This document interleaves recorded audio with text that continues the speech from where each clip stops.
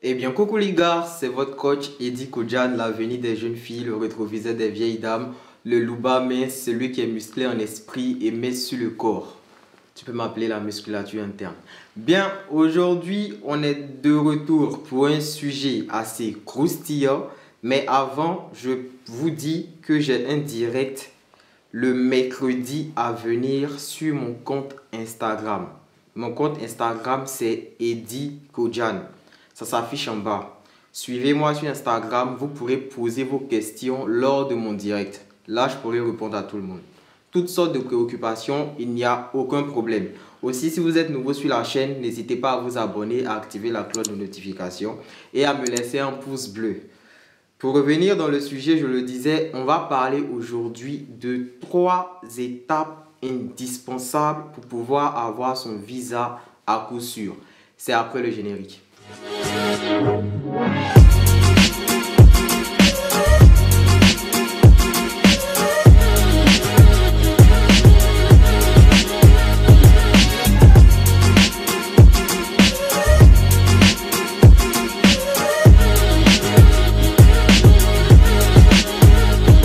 Eh bien, de retour, j'espère que tu t'es abonné à la chaîne si ce n'est pas encore fait.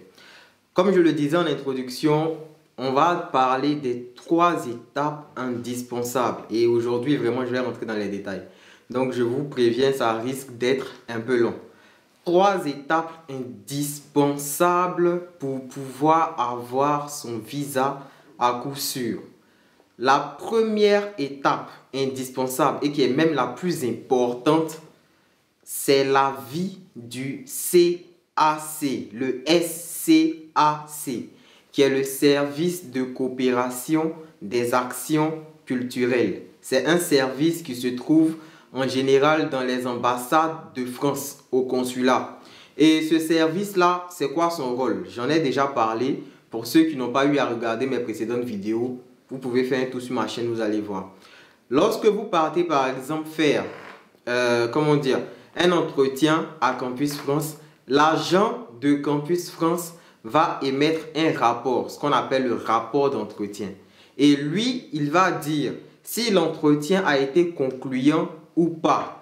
Lorsque l'agent de Campus France finit d'émettre son rapport, votre dossier est transmis au SCAC, qu'on appelle le service de coopération des actions culturelles.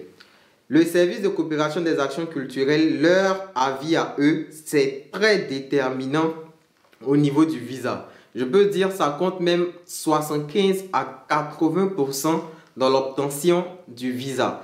Pour quelqu'un qui a un bon avis SCAC, il a 80% de chance déjà. C'est-à-dire qu'il n'a même pas encore fourni ses documents, il a 80% de chance de pouvoir obtenir son visa. Maintenant, sur quoi le SCAC se base pour pouvoir émettre un avis? C'est simple. Comme je l'ai dit, le rapport d'entretien qui a été fait par Campus France, quand vous faites votre entretien, celui qui vous prend à l'entretien va émettre un rapport. Et le rapport que cette personne-là émet influe, si je peux le dire, ça influence en fait l'avis du CAC. Si déjà, au niveau de l'entretien, ça n'a pas été concluant, ceux qui sont au SCAC ne vont même pas regarder votre dossier, vous aurez un avis défavorable. Maintenant, lorsque c'est bien, arrivé au niveau de Campus France, on voit que vous vous exprimez bien, vous n'avez pas de difficulté à parler français, vous êtes motivé, vous comprenez bien votre projet. Le rôle du SCAC va être de voir est-ce que vous avez fait des choix réalistes. Est-ce que les choix que vous avez eu à faire là, sont conformes à vous-même, vos aptitudes personnelles? Je vais rentrer dans les détails. Quand je parle de choix réalistes, par exemple, quelqu'un qui est, je vais dire, en 3e année de droit, qui se permet par exemple de postuler en 3e année de sciences politiques. On a l'impression que droit et puis sciences politiques, par exemple, ce sont les mêmes choses. Alors qu'en réalité, ce n'est pas le cas. Lui, par exemple, déjà, son choix n'est pas tellement réaliste que ça. Pour quelqu'un qui est en Master 1, qui a eu peut-être une licence, je ne sais pas, je vais dire, en communication, qui passe quelque part, on lui trouve une admission dans une école privée en bachelor. Je rappelle qu'il a eu la licence en communication, hein, et puis va se prendre une licence dans une école privée là, quelque part là-bas en droit. Vous-même, quand vous regardez, vous voyez que communication et puis droit là, c'est pas pareil. Donc ça, c'est un choix qui n'est pas réaliste, qui n'est pas faisable. La plupart la grande erreur que les gens font au niveau des choix, surtout ceux qui postulent dans les écoles privées, c'est que eux, leur priorité, c'est de pouvoir avoir l'admission. Mais c'est quand même un peu bête parce que quand on débute la procédure, c'est le visa qu'on prépare. Voilà, donc si vous postulez au privé, même si c'est dans les écoles publiques, faites des choix réalistes. Vous ne pouvez pas être en troisième année de mathématiques. Tu ne peux pas être en troisième année de mathématiques et puis te permettre d'aller postuler en troisième année de comptabilité. C'est vrai qu'en comptabilité, il y a des calculs. Je suis d'accord. Mais on est d'accord que l'objectif de la comptabilité et puis l'objectif de quelqu'un qui fait mathématiques, c'est pas pareil. Donc, tu peux pas faire ce genre de choix-là juste parce que tu te dis que oui, si c'est calcul, c'est calcul. De toute façon, en comptabilité, il y a les maths. Moi, je fais déjà les mathématiques. Donc, si je m'en vais, c'est sûr qu'il n'y a pas de problème, je vais m'en sortir. Ce n'est pas un choix réaliste. En comptabilité, il y a les maths, c'est vrai, mais en physique, chimie aussi, il y a les maths, non? Pourquoi tu ne laisses pas les mathématiques pour aller faire les physiques, chimie? Vous voyez qu'il n'y a aucune logique dans les choix. Et c'est ce qui tue plein de personnes. Et puis on a l'impression que ceux qui postulent dans les écoles privées, c'est compliqué et tout. Non, la plupart de ceux qui postulent dans les écoles privées, leur priorité, c'est d'avoir une admission. Mais c'est très bête parce que tu vas aller te payer la compte, tu vas faire tout ce qu'il y a à faire là sans penser que devant, il y a le visa qui t'attend. Donc, le SCAC, lorsque Campus France finit de faire son rapport, si l'entretien de Campus France a été concluant et que l'agent Campus France vous met un avis favorable, le rôle du SCAC va être de vérifier la cohérence de tout ça. Est-ce que la formation que vous avez choisie est en adéquation avec ce que vous faites dans votre pays? Est-ce que le travail que vous voulez faire est en adéquation avec, comment dire, la filière que vous avez choisie? Il doit avoir une logique.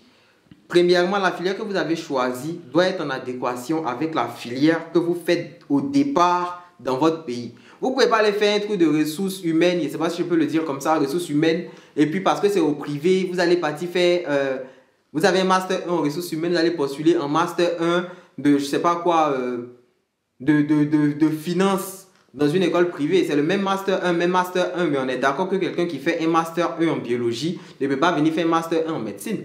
Vous voyez qu'il n'y a aucune cohérence. Donc, eux, c'est le SCAC, ils vont d'abord voir tout ça. Est-ce qu'il y a la logique? Lorsqu'on voit que la filière que vous avez choisie correspond à votre filière de départ et que le travail que vous voulez faire correspond également à la filière que vous avez choisie, là maintenant, on va arriver sur vos aptitudes personnelles. Voilà, on va arriver sur vos aptitudes personnelles. Ce que j'appelle aptitude personnelle, c'est quoi? C'est le cursus, la qualité du cursus. Quelqu'un qui était dans l'école secondaire, qui se tapait 9 de moyenne en seconde, qui a repris la classe de première. Après, quand il est venu, il a validé sa classe de première avec 10 de moyenne. Il a eu à faire le bac 2 fois. Le bac, il a fini de le faire 2 fois. Il n'a même pas eu, comment dire, il n'a même pas eu la mention. Et puis lui, il veut se permettre d'aller faire les CPGE, les classes préparatoires aux grandes écoles. Il veut se permettre de faire des filières comme sciences pour l'ingénieur. Il veut se permettre de faire des filières comme, je ne sais pas, je vais dire quoi, médecine et tout. Vous voyez que déjà, avec un tel cursus, on a déjà en idée que cette personne-là, son niveau n'est pas très ça. Le problème, ce n'est pas que vous ayez repris la classe. Moi-même, je suis là, j'ai repris. J'en ai déjà parlé. J'ai repris ma première, on m'avait opéré, j'ai repris. La terminale, c'était pareil. Après université, là, j'ai fait une année de merde et puis je suis venu en France. Ben, je suis là. Voilà. Donc, le problème, en fait, ce n'est pas de reprendre. Mais lorsque vous reprenez, soyez de bons doublants. Tu ne vas pas faire une année où tu vas reprendre et puis l'année qui suit, tu vas valider avec 10 de moyenne ou bien avec repêchage. Vous voyez? Donc, quand vous êtes dans ce type de cas et puis vous prenez des filières comme sciences pour l'ingénieur, c'est-à-dire des filières sélectives, même pas je vais dire sélectives, des filières qu'on connaît pour leurs difficultés, quand le SCAC regarde, ils savent que la filière est difficile. Et quand on regarde vos aptitudes personnelles, c'est-à-dire la qualité de votre cursus, vos moyennes et tout, On se rend compte directement que si vous venez dans ce type de filière-là, ce ne sera pas possible pour vous. Voilà. Mais après, ça ne veut pas dire que ceux qui ont 10 de moyenne là ne peuvent pas avoir une avis assez favorable. Ce n'est pas ce que je suis en train de dire. Ce que j'ai eu à dire ici, c'était dans le cas d'un doublant. Si tu reprends ta classe, il faut être un bon doublant. Sinon, après, pour ceux qui réussissent à passer une année, mais qui ont les 10 de moyenne, c'est très bien possible. Mais il faut avoir des lettres de motivation pertinentes. Donc, je le répète, l'avis du SCAC compte à 80% dans l'obtention de votre visa. Et eux, c'est comme ça, sur tout ça qu'ils s'appuient pour pouvoir vous accorder un avis favorable ou défavorable. Je vais passer au point 2. Bien, maintenant pour le point 2. Déjà, ce qu'il faut savoir pour le deuxième point et le troisième point, eux, ils se partagent les 20% restants. J'ai eu à le dire, le premier point qui était l'avis CAC prenait 80% des chances d'obtention du visa. Maintenant, pour le deuxième point, c'est le garant financier. Pour ceux qui n'ont aucune idée de ce que c'est qu'un garant financier, je vais définir ça rapidement. Le garant financier, c'est celui qui est censé vous prendre, vous et vos études en charge. Il est censé vous prendre, vous et vos études en charge. Le garant financier, ça peut être vous-même ou un membre de votre famille. Dans certains pays, un peu comme le Maroc et tout, ils exigent d'avoir des liens de parenté avec le garant. Mais si vous n'êtes pas dans ce type de pays-là, vous pouvez prendre n'importe qui pour être votre garant. Je répète, le garant financier, c'est celui qui va vous prendre vous et vos études en charge. Et le garant, ça peut être vous-même ou une autre personne. Mais dans tous les cas, au visa, va falloir prouver forcément une garantie financière, c'est-à-dire quelque chose qui montre que vous avez de quoi vivre en France. Voilà, ça c'est le premier point. Et ici en France, la France estime que pour qu'un étudiant puisse vivre décemment en France, c'est-à-dire normalement, sans bénéficier de l'aide de l'État, il a besoin de 615 € par mois. 615 € par mois, ça fait environ 402 000 francs. Donc, c'est ce que votre garant financier doit être capable de vous envoyer par mois. Et c'est ce petit côté-là qui bloque beaucoup de personnes parce que on sait déjà en Afrique que ceux qui sont là-bas, ce n'est pas tout le monde qui a déjà la chance de toucher un salaire de 400 000. Et même quand quelqu'un touche un salaire de 400 000, c'est lui-même, chaque mois, il doit t'envoyer 400 000 là. Il vit comment? Donc ça, c'est déjà un problème. Mais au niveau de la garantie, ce qu'il faut savoir pour être à l'abri de tout ça, si c'est quelqu'un qui va se porter garant pour vous, il faudrait que cette personne-là touche le triple de ce qu'elle doit vous envoyer par mois. Je le répète, je le dis, la France demande à ce que votre garant financier puisse vous envoyer 615 € par mois. 615 € par mois, c'est environ 402 000. Donc, le garant financier lui-même doit toucher le triple de 615 €. Et quand tu calcules le triple de 615 €, on est aux environs de 2 000 €. Donc, quand tu mets ça en francs CFA, ça fait environ 1 300 000. Si vous ne voulez pas avoir de problème au niveau du visa ou un refus pour motif, vous n'avez pas assez de fonds pour pouvoir vivre en France, qui est le motif 2, pour ne pas avoir ce type de problème-là, ayez un garant qui touche au minimum 1 300 000. Mais ne vous découragez pas déjà, hein, ne vous découragez pas déjà. Je n'ai pas encore terminé la vidéo. Je n'ai pas encore terminé parce que 1 300 000, ce n'est pas donné à tout le monde. Ça, c'est déjà un. Mais ce qu'il faut savoir, excusez-moi, ce qu'il faut savoir, c'est que lorsque, en France ici, vous avez des parents qui peuvent vous loger gratuitement, même pas forcément des parents ou des amis, qui peuvent vous loger gratuitement, vous n'avez pas besoin d'avoir 615 € par mois. Vous avez besoin de 350 € par mois. Donc, ça varie. Si vous venez en France et que vous devez louer un logement pour vous-même et vivre et tout, votre garant doit être en mesure de vous envoyer 615 € par mois. Si vous allez rester chez quelqu'un et que vous n'aurez pas à payer le loyer, votre garant devra vous envoyer 350 € par mois. Et 350 euros par mois, c'est aux alentours de 200 000. Et pour ne pas avoir de problème, si vous, si vous vivez chez quelqu'un, si vous allez vivre chez quelqu'un, pour ne pas avoir de problème, vu que votre garant doit vous envoyer 350 euros par mois, lui-même doit toucher le triple des 350 euros. C'est-à-dire qu'il doit être aux alentours de 1000 euros. C'est-à-dire, en France CFA, il doit avoir un salaire d'environ 600 000. Et 600 000, c'est quelque chose qui est abordable en Afrique. Voilà, c'est quelque chose qui est abordable. Si vous avez des parents médecins, quelque chose qui est gérable pour eux. Mais le garant financier, c'est ce qui va poser problème à beaucoup de personnes. Pour ceux qui n'ont personne pour pouvoir se porter garant pour eux, je l'ai dit, vous avez l'opportunité de vous porter garant vous-même, pour vous-même. Si vous avez des économies par exemple, vous faites un compte bloqué à votre nom de 5 millions. Si vous avez des économies qui arrivent à 5 millions, vous n'avez pas besoin de quelqu'un qui va faire une prise en charge pour dire qu'il va vous prendre en charge si vous arrivez en France. Vos 5 millions sont déjà assez pour que vous-même, vous puissiez vous prendre en charge pour 1 an au moins en France. Donc, je le répète, le garant financier, ça peut être vous-même ou votre parent. Ce n'est pas obligé que ce soit forcément quelqu'un d'autre. Ça peut être vous-même.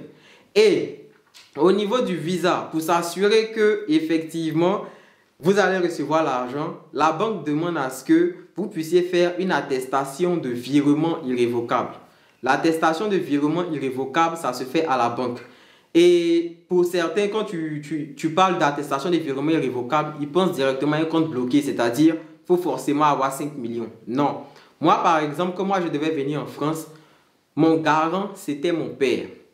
Et de lui, son compte, on a fait une attestation de virement irrévocable en moi, ma faveur. C'est-à-dire, moi, je n'avais aucun compte bancaire en Côte d'Ivoire qui avait 5 millions. Mais du compte de mon père, il a donné une note de virement à sa banque pour qu'à mon arrivée, chaque mois, il me soit versé 615 euros. Et lui-même, bon, je ne vais pas parler de son salaire. Pour qu'il me soit versé au moins 615 euros à mon arrivée en France. Et quand je suis arrivé ici, voilà, c'est passé au visa crème. Et ce qu'il faut savoir, c'est que si on vous fait ce type de papier-là, arrivé ici, vos garants ne sont pas obligés de vous envoyer l'argent. Parce que si vous êtes arrivé ici, personne ne va venir vous surveiller. Mais attention, il y a le titre de séjour. J'ai déjà fait une vidéo sur ce sujet-là. Bien, maintenant, on va parler du troisième point. Mais avant de parler du troisième point, je le répète, je fais moi mes directs sur Instagram. Je ne fais pas de direct sur YouTube. Avant, je faisais des directs sur YouTube. Mais les gens se plaignaient à cause de la qualité, parce que ça finissait leur méga et tout. Donc, je fais mes directs sur Instagram. Vous aurez l'occasion de m'appeler pendant mes directs Instagram. Je vais décrocher, vous pourrez poser vos questions. Ça se fait, ceux qui me suivent, ils le savent. Mercredi, j'ai un direct à 21 h, heure de France, sur Instagram. Mon Instagram, c'est Eddie Kodjan. Le lien de mon Instagram est dans la description. Abonnez-vous, vous pourrez poser vos questions. Maintenant, pour revenir au troisième point, le troisième point, c'est le volet hébergement. Comme je l'ai dit, il y a 3 points. Le premier, c'était la vie SCAC, qui compte à 80%. Le deuxième point, c'était la garantie financière. Le garant financier qui peut être vous ou une autre personne. Ça compte à 10%. Là, on est à 90%.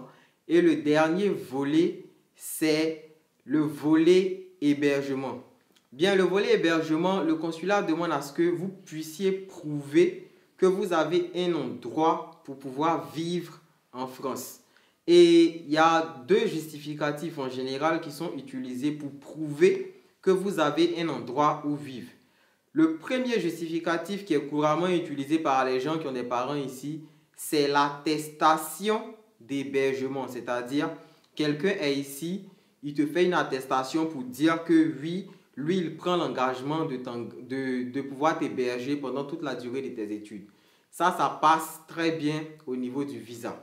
Maintenant, après, pour ceux qui vont louer un logement, il y a ce qu'on appelle le contrat de bail ou le contrat de location. Ce contrat-là, c'est signé entre vous et votre propriétaire ou entre vous et votre agence après avoir payé la caution de votre logement. Mais après, ça dépend.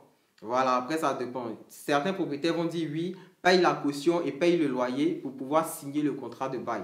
Donc, ces deux justificatifs-là sont utilisés. Les deux ne peuvent pas être utilisés en même temps même. Vous avez soit une attestation d'hébergement qu'un membre de votre famille va vous fournir, ou pour ceux qui sont dans les écoles privées, en général, il y a des écoles privées qui proposent des attestations d'hébergement parce que ces écoles-là ont des campus où elles peuvent loger les étudiants. Et ça passe très bien au niveau du visa.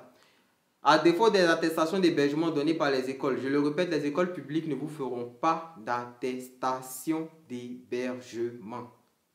Donc, n'allez pas demander ça aux écoles publiques. À défaut d'avoir une attestation d'hébergement qui vient d'une école privée, d'une université privée, vous pouvez avoir une attestation d'hébergement venant d'un membre de votre famille, de votre ami qui est ici, tant que cette personne-là n'est pas étudiante. Ça, j'insiste. Avec les étudiants qui veulent loger d'autres étudiants, c'est possible, mais il n'y a pas beaucoup de chances que ça marche.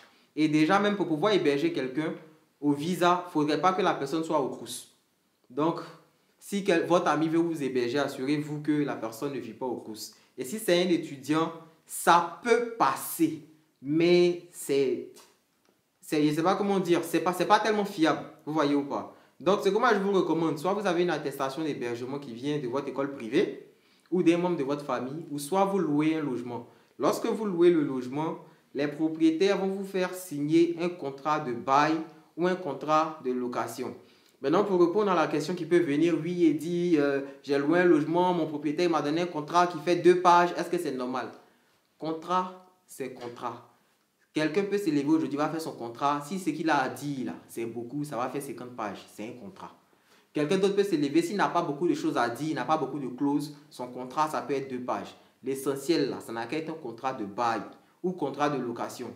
Voilà, contrat de bail, contrat de location, c'est pareil. Ça, c'est dans le cas où vous louez chez les particuliers ou dans une agence immobilière. Maintenant, il y a aussi les attestations de réservation Crous. J'ai dit attestation de réservation Crous, c'est-à-dire que le Crous vous a accordé un logement. Ceux qui font les captures d'écran pour dire qu'ils ont fait, comment on appelle, une demande de chambre au Crous pour mettre ça dans le dossier visa, ça passe pas.